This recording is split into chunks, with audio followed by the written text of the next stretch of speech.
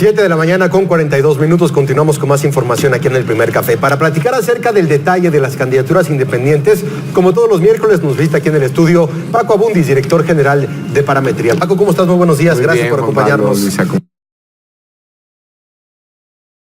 Bienvenido, Paco. Al contrario. Oye, Paco, pues buenos datos, interesantes respecto al tema de los independientes. Platicamos ahorita un poco fuera de cámaras las grandes expectativas que se tenían para los independientes en esta primera ocasión, que iban a poder competir a nivel federal y a nivel legislativo, y parecería ser que se están quedando cortos, por lo menos en esta primera etapa de recolección de firmas y de proceso de candidaturas. Sí, hay que distinguir entre los independientes a la presidencia, que un independiente al Senado, como puede ser Kumamoto en Jalisco, o los independientes en una candidatura a un distrito, a una diputación.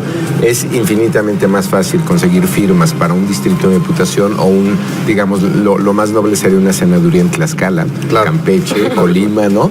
Pero aún así Jalisco no está tan complicado, alrededor de 100,000 firmas, si no me equivoco, las que tiene que juntar un candidato a senador en Jalisco, pero está en función del tamaño del estado. La complicación viene, y de hecho ya hay por lo menos un candidato a diputado que ya obtuvo las firmas desde la semana pasada. En Nuevo León, me parece que son independientes, ¿no? Tienes pues el caso que está llamando obviamente más la atención en la discusión en términos públicos, es los candidatos a la presidencia. 866,000 firmas es 1% del padrón. Hay quien dice que eso es complicado, pero tal vez no lo más complicado. Lo más complicado es tener 1% del padrón en 17 estados. Claro, 16 estados más. No puedes recolectar las firmas toda la capital y ya. Algo, claro. Entonces, si ven, pues hay 40 en la presidencial, que es la que más está llamando la atención. Si vemos esta diapositiva, hay 48 aspirantes registrados, 39 se encuentran activos, pero en realidad 5 están llamando la atención, que veremos en la última diapositiva.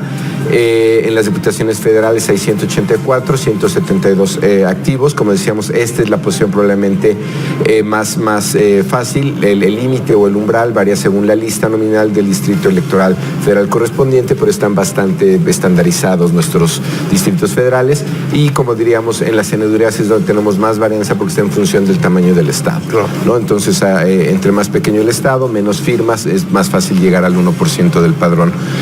Dicho esto, hicimos algunas preguntas sobre cómo está percibiendo la ciudadanía estas candidaturas, que como bien dices, Juan Pablo, han generado mucha expectativa.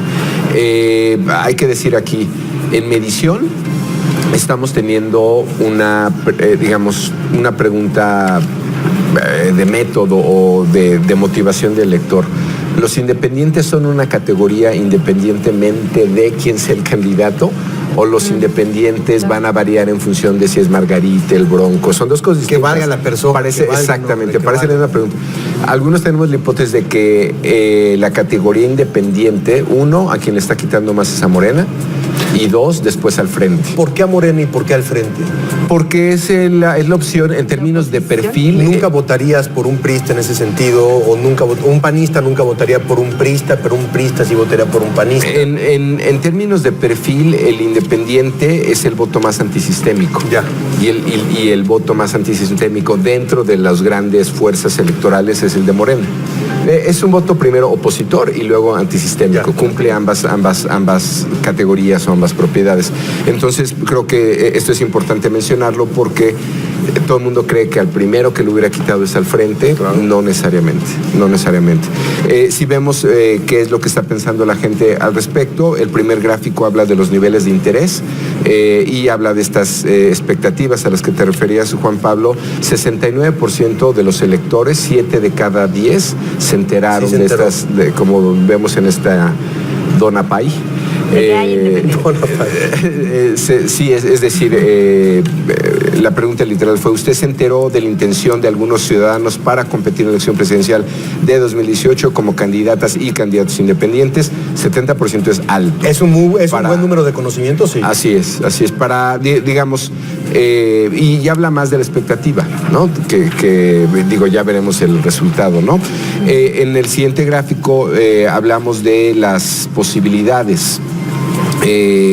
¿Usted cree que en la elección del 2018 un candidato o candidata independiente tendría muchas posibilidades, pocas posibilidades o ninguna posibilidad de ganar la presidencia. Como ven, pocas posibilidades. Hay conciencia de lo complicado que está. Entre ese 47 y ese 32 suma casi 80%, bueno, no casi, más de 80%. Que no le dan posibilidad. Que no le dan posibilidad, o muy pocas. Ese 9% probablemente son los que están pensando votar independiente, o se parece mucho al espacio que tenemos entre 10 y 15% de quien estaría votando independiente. Ahí entraría otra pregunta: si quien está votando independiente lo hace porque le ve muchas posibilidades, exacto. O lo hace sabiendo que no va a ganar, ¿no? Es que tiene pocas posibilidades. ¿No? Exactamente. Y lo que le sigue es recordarán el movimiento de Esperanza Marchita, sí. de los sandulistas, sería lo único que sigue a eso, ¿no?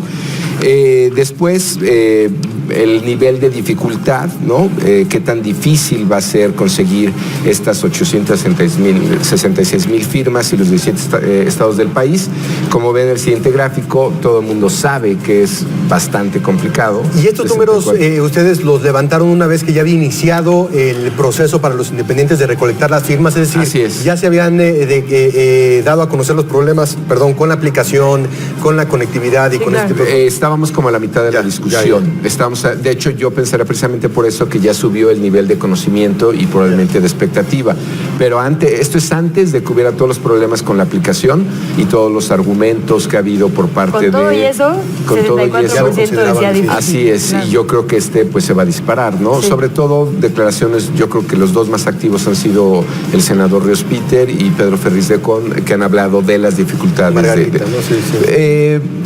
Eso lo relaciono con el siguiente gráfico. Yo creo que no sé si Margarita es la que Marichuy más se ha quejado, o Marichuy, pero si ven, la siguiente. Hay una expectativa muy clara, según muestra el siguiente gráfico, de quién puede obtener su firma para el registro. Y si ven, bueno, la pregunta es: ¿cuáles de las ciudadanas y ciudadanos que han manifestado su intención para competir en la elección presidencial de 2018 como candidatas y candidatos independientes cree que cumplan con el número de firmas que se requiere para el registro? Obviamente la ex primera dama, alguien que tuvo una visibilidad de niveles de 80% de niveles de conocimiento cuando estuvo en esa posición, se le ve como la de mayor posibilidad, y muy probablemente por su trabajo y su currículum, ¿no? Su visibilidad, 55%. Después vendría el gobernador con licencia. Que son los dos menos independientes, que son los dos candidatos, digamos, que sí cuentan con algún tipo de estructura política que los puede impulsar a recolectar estas firmas. Así es, pero si ven, luego vienen porcentajes muy bajos como Pedro Ferriz de Con. Interesante que Ríos Peter está por abajo de Pedro Ferriz de Con. Bueno, él también está dentro de los partidos, no sé si es menos independiente. Literal todos. También. Y en muchos gobiernos.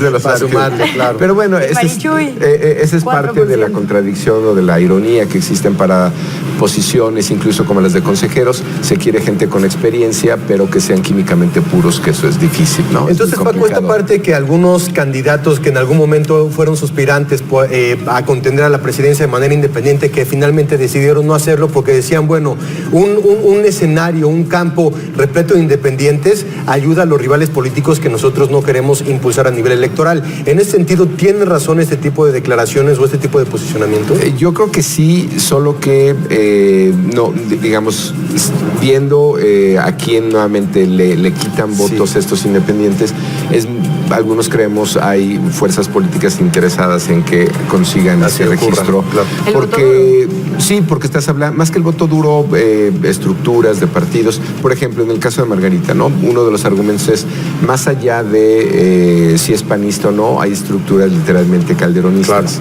que irían más allá del PAN, ¿no? Y esto le dan una fuerza a esta candidatura en sí mismo, y este espacio, pues es un espacio que puede determinar la elección.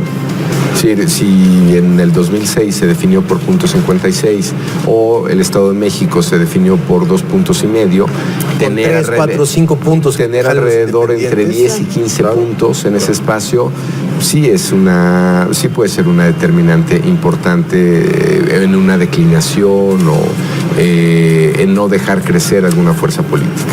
Pues Paco Abundis, muchísimas gracias por habernos Al contrario, acompañado. También gusto. gracias por estos momentos y este tiempo aquí en el Primer Café. Ya nos estaremos encontrando seguramente más adelante en otros espacios informativos. Un honor y un placer. Ustedes me dicen dónde. Así Sí, será. seguro. Estaremos. Cuenta Así conmigo. será. Al contrario. Muchas gracias, Gracias, Paco. don Pablo. Paco Gracias, Abundis, Paco. Gracias. director de Parametría. Vamos con una alerta ADN 40.